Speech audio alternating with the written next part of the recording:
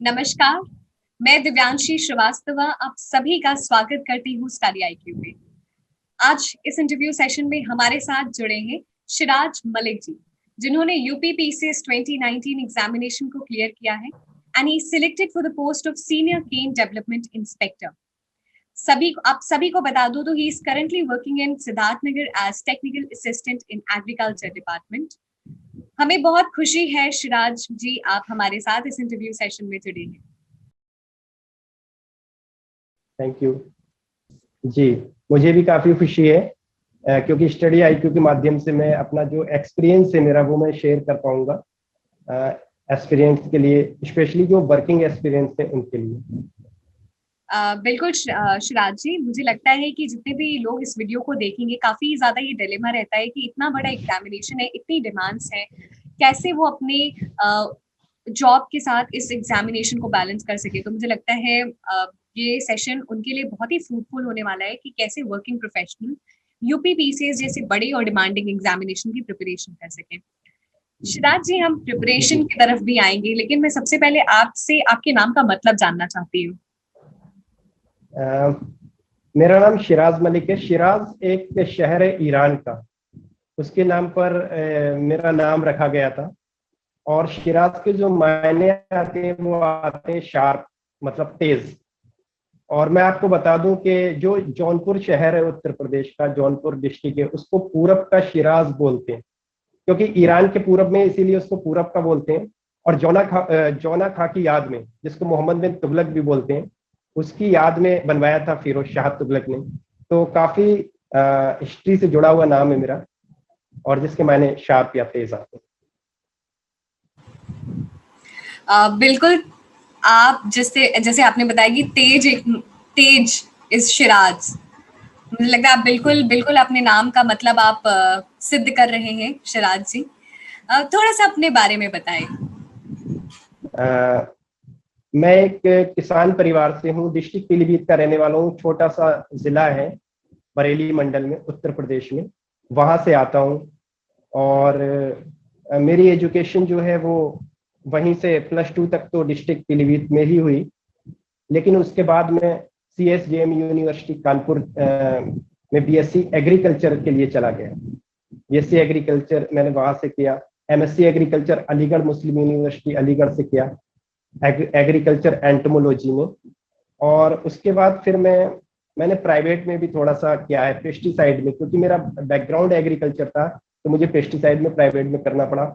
और civil service के बारे में यकीन मानिए मैं कुछ नहीं जानता था, इसीलिए मैंने प्राइवेट चुना।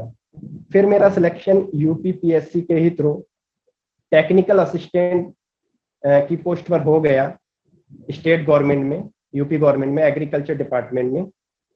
फिर 2016 से ही मेरी पहली पोस्टिंग बरेली में हुई थी। बरेली में पोस्टिंग होने के बाद मैं वहां करता रहा, लेकिन मैं अपनी जॉब से सेटिस्फाई नहीं था कि मैं टेक्निकल असिस्टेंट होकर नहीं रह सकता, क्योंकि मेरा एकेडमिक बैकग्राउंड बहुत अच्छा था, बहुत ज़्यादा ठीक था। मतलब गोल्ड मेडलिस्ट हूँ मैं, ये बताने वाली बात नहीं है लेकिन मैं शेयर कर रहा हूँ यहाँ पर।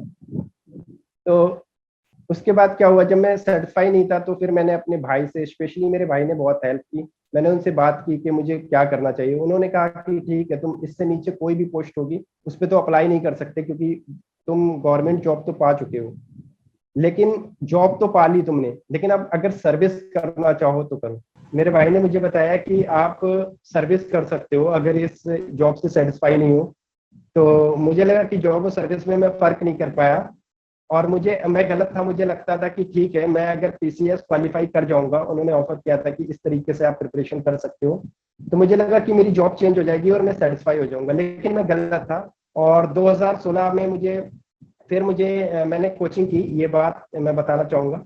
तो जब मैंने कोचिंग की तो मुझे लगा कि ठीक है मैं कर सकता हूँ, लेकिन 4 महीने के अंदर ही एग्जाम था और मेरा प्री क्लियर हो गया। लेकिन 2017 में मेरा मेंस क्लियर नहीं हो पाया क्योंकि मैं दोनों चीजों में फर्क नहीं समझ पाया था।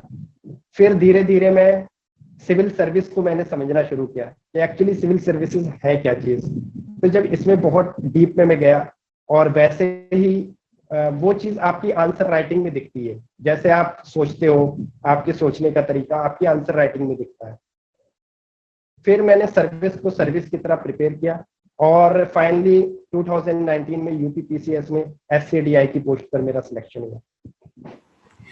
शिराज जी, जैसे आपने बताया कि आपने ये माइंडसेट नहीं था हमेशा से कि सिविल सर्विसेज के लिए तरफ आना है, एंड एक पॉइंट पर आप जब पहुंचे then you later on realize कि शायद ये हम कर सकते हैं। तो यानी कि you are perfect example for the ones जो स्क्रैच से तैयारी शुरू करते हैं, क्योंकि हमें ऐसा लगता है कि हमें इस एग्जामिनेशन के बारे में सब कुछ पता होना चाहिए। आप इस विषय पे थोड़ा सा बताएं। जी, मुझे लगता है कि अब मुझे ऐसा लगता है कि अगर किसी को सिविल सर्विस की तैयारी करनी है तो +2 के बाद जब वो ग्रेजुएशन में आए तब से लेके और अपनी प्रिपरेशन शुरू कर दे, और एटलीस्ट न्यूज़पेपर रीडिंग हैबिट तो उसमें शुरू से ही होनी चाहिए। लेकिन मुझ में वो भी नहीं थी। मैंने तो एमएससी अपना क्लियर किया, मास्टर्स करने के बाद 2.5 साल प्राइवेट में जॉब की, उसके बाद गवर्नमेंट में भी आ गया, 1.5 साल वहां भी की, तब जाके मुझे समझ में आया कि मुझे सिविल सर्विस करना चाहिए, और उसके बाद मैंने की। तो आप कभी भी सिविल सर्विस कर सकते हो ऐसी, अगर आप एलिजिबिलिटी क्राइटेरिया जो है उसको फुलफिल करते हो तो आप कभी भी शुरू कर सकते हो। लेकिन ये 1.5 से 2 साल तो आपको चाहिए ही होंगे, क्योंकि इसका सिलेबस बहुत ब्रॉड है। तो अगर आप करना चाहते हैं तो कर सकते हैं, कभी भी देर भले ही हो, लेकिन अगर आप लक्ष्य बना लेंगे तो आपको अपने सफलता हासिल होगी। शिराज जी, आपने जैसे बताया कि थोड़ा सा लेट से आपने एग्जामिनेशन की प्रिपरेशन शुरू की एमएससी खत्म होने के बाद, यानी कि पोस्ट ग्रेजुएशन। कैसे जी आपने इस एग्जामिनेशन को समझा? बहुत जरूरी है इस एग्जामिनेशन को समझना। जी, क्योंकि मैं सिस्टम में था, टेक्निकल असिस्टेंट तो था ही, तो मैं देखता था चीजें किस तरीके से मीटिंग्स होती हैं ऑफिसर्स की, क्या क्या इश्यूज होते हैं, उन चीजों को देखता था। किसानों की, क्यों एग्रीकल्चर डिपार्टमेंट में था, तो किसानों की क्या क्या समस्याएं होती हैं, किसानों की समस्याओं को समझा, उसको कैसे सॉल्व किया जा सकता है। इन चीजों को मैं समझता गया, और फिर मुझे लगा कि ये काम जो ऑफिसर्स दूसरे कर सकते हैं ये मैं भी कर सकता हूँ, और शायद इससे भी बेटर कर सकता हूँ। अगर आप ईमानदारी सत्यनिष्ठा से काम करें तो इससे बेटर कर सकते हैं। तो वहां से मुझे बहुत मोटिवेशन मिला, और इस चीज को मैंने समझा कि किस तरीके से जो अदर ऑफिसर्स करते हैं ये मैं भी कर सकता हूँ। फिर मैंने इंटरव्यू सुने यूट्यूब पर, और मैगजीन में जो इंटरव्यू आते थे वो मुझे पढ़ना काफी अच्छा लगने लगा, कि सबके बैकग्राउंड के, वो किस बैकग्राउंड का था, कैसे था, कोई किसान का बेटा है, कोई कुछ है, कोई किसी बैकग्राउंड का है, फिर वो सिविल सर्विस की प्रिपरेशन करता है। तो वहां से मुझे बहुत मोटिवेशन मिला, और मुझे लगता था वो मेरी अपनी कहानी है। फिर मैंने इन चीज को सोचा कि नहीं, सिविल सर्विस अब सीरियसली करना ही है, और उसका रिजल्ट आपके सामने है। जब आपने सोचा कि इसको करना ही है, आपने उसे कर भी लिया आज, और आप आज हम सभी के साथ हैं और अपना एक्सपीरियंस शेयर कर रहे हैं। सब बहुत जरूरी होता है इस एग्जामिनेशन की डिमांड को समझना। डिमांड की जब मैं बात करूं तो क्या ऐसी क्वालिटी स्टार्टिंग से ही बिल्डअप हो जानी चाहिए जो आपकी प्रिपरेशन में हेल्प करे? जी, सिविल सर्विस की प्रिपरेशन में आपको देखिए, क्योंकि जीएस पेपर 4 में एथिक्स भी है, एक तो मोरल वैल्यूज आप में आ जानी चाहिए, आप हम्बल हो जाने चाहिए। अब हर जगह हम्बल भी नहीं होना है, आपको पता होना चाहिए कहाँ पर हम्बल होना है आपको और कहाँ पर स्ट्रिक्ट होना है, ये चीज आपको आनी चाहिए। फिर आप स्ट्रेट फॉरवर्ड भी हो, फिर आपकी जो एक अच्छा प्रवक्ता होना चाहिए, अच्छा श्रोता भी, अच्छा लिसनर होना चाहिए। ये सारी क्वालिटीज जो हैं एक सिविल सर्वेंट में होनी चाहिए, और उसके बाद उसमें काम करने की ललक होनी चाहिए। अगर वो वाकई काम करना चाहता है तो जो अंतिम पायदान पे खड़ा हुआ व्यक्ति भी है, जिसको अंत्योदय का उदय बोलते हैं, अगर उसका कल्याण वो करना चाहता है पूरी सत्यनिष्ठा और ईमानदारी से, और ये क्वालिटी अगर उसने डेवलप कर ली, तो फिर वो सिविल सर्विस क्वालिफाई कर सकता है। क्योंकि जैसा आप सोचते हैं, आपकी सोच से विचार बनते हैं, विचारों से वाक्य बनते हैं, और वाक्य जो आप वाक्य होते हैं वो आप अपनी आंसर राइटिंग में लिख के आते हैं। तो जैसा सोचेंगे वैसा ही आपका आंसर राइटिंग होगा, और वैसे ही मार्क्स मिलेंगे। तो आपकी जब थिंकिंग अच्छी होगी, विचार अच्छे होंगे, तो आप आंसर राइटिंग अच्छी करेंगे और आपको अच्छे मार्क्स मिलेंगे। तो अगर ये चीज है तो आपकी सोच, अपनी सोच को बदल के और पॉजिटिव अप्रोच रख के आप तैयारी शुरू कर सकते हैं। आपने जैसे बताया कि सोच को डेवलप करना है इस पूरे प्रोसेस में, ये सोच डेवलप कैसे होती है इवेंचुअली? सोच डेवलप के दो तरीके हो सकते हैं, आप दो तरफ देख सकते हैं। एक तो ये देख सकते हैं कि जहां पर आप खड़े हैं उससे नीचे आपका जो जॉब प्रोफाइल होगा वो किन लोगों के लिए होगा, क्या वो जनहित के लिए होगा? अगर जनहित के लिए होगा तो आप कैसे वुमेन एम्पावरमेंट कैसे कर सकते हैं, किसानों का कल्याण कैसे कर सकते हैं, चाइल्ड लेबर के लिए क्या कर सकते हैं, चाइल्ड मैरिज, जो भी आप इशू अपने मन में बना लें कि मुझे इस इशू पे काम करना है, ये भारत के लिए या पूरी दुनिया के लिए बहुत बड़ा इशू है, यहाँ पर काम करना है। एक तो आप अपने नीचे देख सकते हैं, दूसरा आप देख सकते हैं कि जो ऊपर इश्यूज आते हैं आप हायर अथॉरिटी से किस तरीके से एक समन्वय स्थापित करके और उस चीजों को कर सकते हैं। अगर आप ये कर पा रहे हैं तो आपकी सोच वहां से डेवलप होना शुरू हो जाती है कि ठीक है, जो शासन के दिशा निर्देश होते हैं उनके अनुसार मैं किस तरीके से जन कल्याण कर सकता हूँ। बस वही एक सोच बढ़ाने का तरीका है। और शायद जब ऐसी सोच डेवलप होगी, जब आपके अंदर एम्पैथी आएगी, तो ये प्रोसेस को आप इंजॉय करने लगेंगे और जो भी आप कुछ पढ़ रहे हैं आपको समझ में आएगा ये कहाँ आप सर्विस में अगर आप सिलेक्ट होते हैं तो उसको यूज कर सकते हैं। बिल्कुल। शिराज जी, हम बात करते हैं एक राइट स्ट्रैटेजी की इस एग्जामिनेशन की, क्योंकि ये बहुत बड़ा रिगरस एग्जामिनेशन है, तो ये राइट स्ट्रैटेजी क्या होती है? किसी भी एस्पिरेंट्स की कोई राइट स्ट्रेटजी वो बता नहीं सकता, एक्चुअली मैं भी नहीं बता सकता, क्योंकि इसका ग्राफ जो है वो ग्राफ ऐसे चलता है, कभी ऊपर होता है कभी नीचे होता है। कभी आप इतना मोटिवेटेड होते हो कि ठीक है आप बहुत अच्छा कर रहे हो, आपके मार्क्स आ रहे हैं, आप अगर टेस्ट दे रहे हो तो आपके मार्क्स आ रहे हैं। कभी आप इतना डीमोटिवेट होते हो कि आपका एक चैप्टर, एक इवन न्यूज़पेपर भी पढ़ने का मन नहीं करता। ऐसी जर्नी है ये, लेकिन आपको पूरा एंजॉय आप करते हैं इसको बहुत अच्छे से। तो स्ट्रेटजी क्या है कि जैसा कि पैटर्न है, सिविल सर्विस का पैटर्न है कि प्री है, फिर मेंस है, फिर इंटरव्यू है। तो प्री और मेंस को आप साथ में ही लेके चले तो ज्यादा बेहतर है। मुझे लगता है कि इंटरव्यू को भी आप साथ में लेके चल सकते हैं। जैसे इंटरव्यू में बहुत सारी चीजें ऐसी होती हैं, पर्सनालिटी डेवलपमेंट या ये सब, या आप उसी तैयारी के दौरान ही कर सकते हैं। तो प्री और मेंस की तैयारी आप साथ साथ करें तो आपको ज्यादा फायदा हो सकता है। बिल्कुल, प्री और मेंस की तैयारी साथ में लेकर ही चलनी चाहिए, क्योंकि ये अगर आप अलग अलग कर रहे हैं तो ये आप बहुत बड़ी भूल करते हैं। जी शिराज जी, जैसे आपने बात की प्रीलिम्स की, तो आजकल प्रीलिम्स का अगर हम 2020 की बात करें तो बहुत बड़ा इम्पोर्टेंस हो गया है, क्योंकि आपकी जो रैंक है उसी से डिसाइड होती है। तो प्रीलिम्स के लिए कुछ खास बातों का ध्यान रखना है? जी, प्रीलिम्स के लिए 3 चीजें हैं। एक तो है, पहले तो आपको सिलेबस देखना है, और जब आप पूरा सिलेबस देख लें, सिलेबस के अकॉर्डिंग पढ़ना शुरू कर दीजिए। अगर आप बहुत ज़्यादा आपका बेसिक स्ट्रॉन्ग नहीं है तो एनसीईआरटीज पढ़िए, एनसीईआरटीज पढ़िए। फिर प्रीवियस ईयर जो क्वेश्चन पेपर होते हैं, प्रीवियस ईयर क्वेश्चन पेपर बहुत इंपॉर्टेंट है।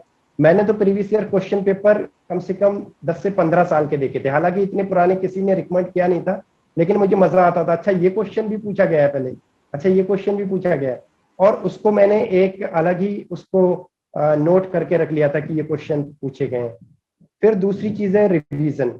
रिवीजन बहुत जरूरी है, क्योंकि रिवीजन अगर आप नहीं करेंगे तो हिस्ट्री पढ़ा जैसे आपने तो ज्योग्राफी भूलना शुरू कर दिया, ज्योग्राफी पढ़ेंगे, इकोनॉमिक्स भूलेंगे, करंट अफेयर पढ़ेंगे, कुछ और भूलेंगे। तो सारे सब्जेक्ट को आपको साथ लेके चलना है। जब आप सारे सब्जेक्ट को रिवाइज करते चलेंगे साथ के साथ तो आपको बहुत फायदा होने वाला है, स्पेशली प्री और मेंस दोनों के लिए। फिर तीसरी चीज है मॉक टेस्ट। मॉक टेस्ट के लिए आप टेस्ट सीरीज भी लगा सकते हैं, हालांकि मैंने नहीं लगाई थी, लेकिन मैंने एक वेबसाइट को फॉलो किया था, वहां से मैं देखता था कि एनसीईआरटीज के भी मुझे मिल जाते हैं प्रैक्टिस सेट, और अदर भी करंट अफेयर के भी मिल जाते हैं। वो मैं ऑफिस में बैठ के उसको लगाता था, तो मुझे काफी फायदा मिलता था, क्योंकि ऑफिस में मैं कुछ और कर नहीं सकता, तो मोबाइल में बैठा बैठा वही टेस्ट सीरीज लगाता था, वही मेरे लिए टेस्ट सीरीज होती थी और वही मेरे लिए मॉक टेस्ट थे। जरूरी नहीं है, लेकिन आपको प्रैक्टिस तो करनी है। ये डिपेंड करता है कि एस्पिरेंट्स कहाँ से वो मॉक टेस्ट लेके आते हैं, कहाँ से प्रैक्टिस सेट लेके आते हैं। आप बुक भी ले सकते हैं, कभी कभी मैं प्रैक्टिस सेट की बुक ले लेता था और वहां से मैं प्रैक्टिस करता था। तो रिवीजन, मॉक टेस्ट और प्रीवियस ईयर क्वेश्चन पेपर, साथ में हमने सिलेबस देखा, सिलेबस हर चीज, ये तो प्री के लिए और मेंस दोनों के लिए जरूरी है, लेकिन स्पेशली प्री के लिए रिवीजन बहुत जरूरी है। चीजें फैक्ट आपको याद रखने पड़ते हैं। शिराज जी, जैसे आपने बताया कि आपकी अलग अलग स्ट्रैटेजी हो सकती है, बस फर्क इतना है कि आप कितना फोकस्ड है और उसको कितने रिगरसली और रिलीजियसली फॉलो करते हैं। शिराज जी, आपने बहुत सारे पहलू बताए एग्जामिनेशन के बारे में, लेकिन जो सबसे इम्पोर्टेंट चर्चा मैं आपके साथ करना चाहती हूँ, आप एक वर्किंग प्रोफेशनल थे, एग्जामिनेशन के लिए कैसे पढ़ाई की आपने, कैसे टाइम मैनेजमेंट किया?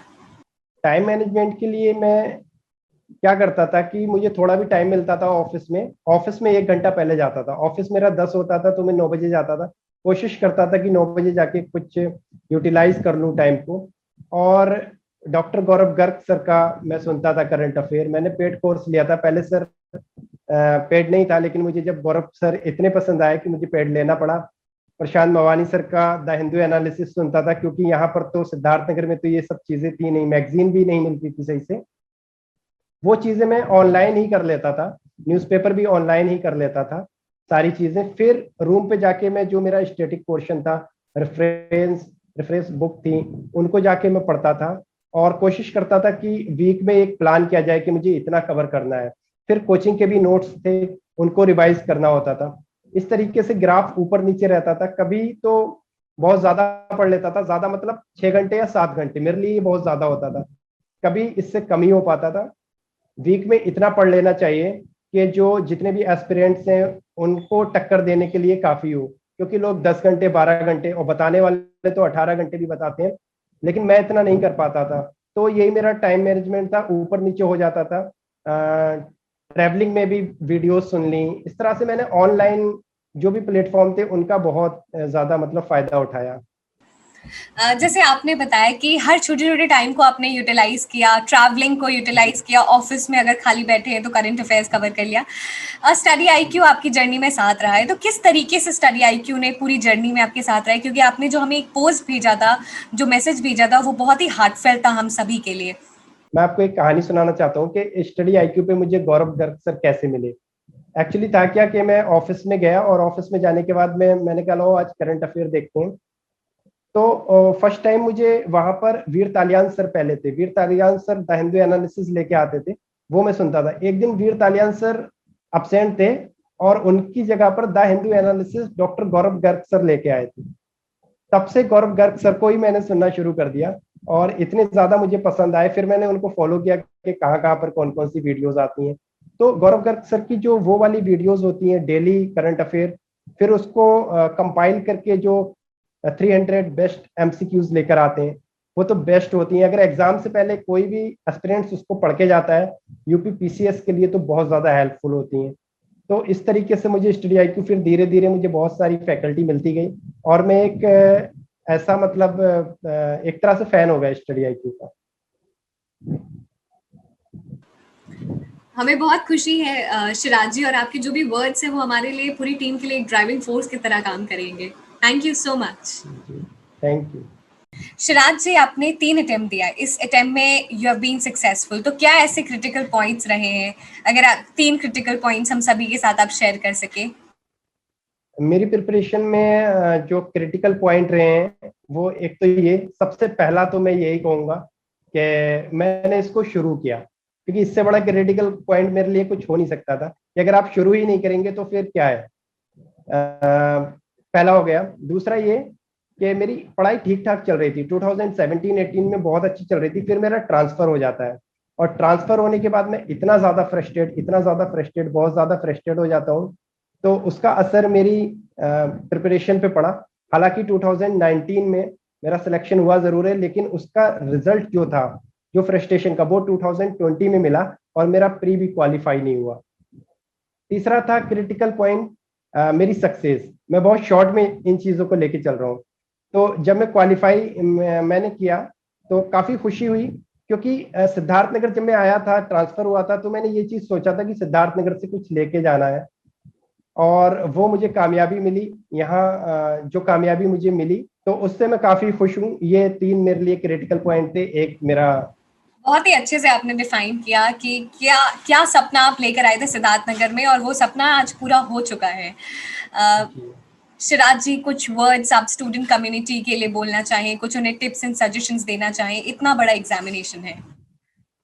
बिल्कुल, मैं एक शेर से कोट करना चाहूँगा। तुम अपने पास अपने सूरजों का हिसाब रहने दो, तुम अपने पास अपने सूरजों का हिसाब रहने दो, मुझे तो अभी कई घरों का दिया जलाना है। यकीनन जब आप इस सोच के साथ आप प्रिपरेशन शुरू करेंगे तो आपको बड़ा मजा आने वाला है सिविल सर्विस के लिए। और सिविल सर्विस प्रिपरेशन का उद्देश्य यही होना चाहिए कि अंत्योदय का उदय होना चाहिए और आप जो है वो जन कल्याण के लिए काम करें। आप पूरी सत्यनिष्ठा और ईमानदारी से काम करें, क्योंकि जो महात्मा गांधी जी का सपना था अंत्योदय का उदय, वही आपका भी सपना होना चाहिए, एक सिविल एस्पिरेंट्स का यही सपना होना चाहिए। अगर आप ये सपना लेकर के आप तैयारी शुरू कर रहे हैं तो वो आपके विचारों में दिखेगी। और आपको एग्जाम के दौरान बहुत सारी चीजें होंगी। मैं तो कहूँगा पीडीएफ फॉर्मूला काफी आपके लिए हेल्पफुल हो सकता है। पीडीएफ मतलब पेशेंस, पेशेंस कह सकते हैं कि आपको पेशेंस रखना होगा कि किस तरीके से आप कभी हारेंगे, कभी जीतेंगे, कभी आप फ्रस्ट्रेट होंगे, कभी आपका मार्क्स कम आएंगे, कभी मार्क्स ज्यादा आएंगे।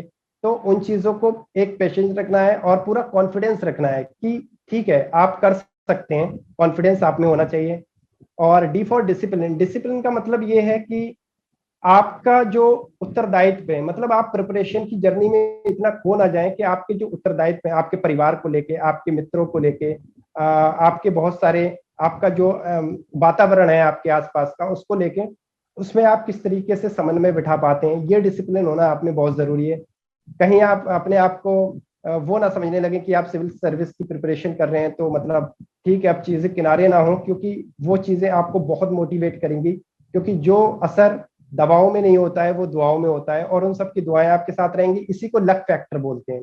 और एफ से फोकस, कि आपका फोकस होना चाहिए। फोकस मतलब ये कि आप जब किताबें नहीं पढ़ रहे हैं, आप जब ऑनलाइन नहीं पढ़ रहे हैं, तो आप अपने समाज में क्या चीजें देख रहे हैं। अगर किसी ने किसी का मोबाइल चुरा लिया, एक बहुत छोटा सा एग्जाम्पल है, तो आप क्या सीख रहे हैं उससे कि उसने मोबाइल क्यों चुराया, क्या उसकी मजबूरी हो सकती है। अगर कोई बच्चा किसी होटल में चाइल्ड लेबरिंग कर रहा है, तो आप वहां से सीख सकते हैं कि ये क्यों कर रहा है, इसके पीछे क्या मजबूरी हो सकती है, क्या पॉवर्टी है, क्या अनएजुकेशन है, क्या चीजें हो सकती हैं। आपको समाज में पूरा फोकस रखना है, आंखें खुली रखना है। ये सब चीजें आप प्रैक्टिकली जब करेंगे तो आप अपने ऐसे में, GS4 में, इवन हर तरीके में, आप GS2 में जो सोशल जस्टिस भी है, वहां पर आपको अपने आंसर राइटिंग में दिखेंगी चीजें। जब दिखेंगी तो आप एकदम प्रैक्टिकली चीजें जो एग्जामिनर चाहते हैं, वो चीजें जब आप एग्जामिनर को बिल्कुल एक तरह से कहते हैं ना परोस के देंगे, तो उनको लगेगा कि वाकई आप जमीनी स्तर से जुड़े हुए हैं। तो पीडीएफ का फॉर्मूला आप याद रख सकते हैं। बहुत ही अच्छा आपने बताया कि विजिलेंट रहना है पूरी प्रिपरेशन के दौरान, क्योंकि जैसा थॉट प्रोसेस आप डेवलप करेंगे उसी तरीके से आप प्रैक्टिकल लाइफ से कनेक्ट करेंगे और उतना ही आपको इस पूरे प्रोसेस में मजा आएगा। शिराज जी, बहुत बहुत धन्यवाद हमारे साथ जुड़ने के लिए। बहुत सारी चीजें आपने शेयर की, बहुत इंपॉर्टेंट एस्पेक्ट्स एग्जामिनेशन के बारे में शेयर किया। हम यही कामना करते हैं कि आप जहां भी रहें, खुश रहें, स्वस्थ रहें। धन्यवाद। Thank you, thank you. पूरा स्टडी IQ की टीम का बहुत बहुत शुक्रिया।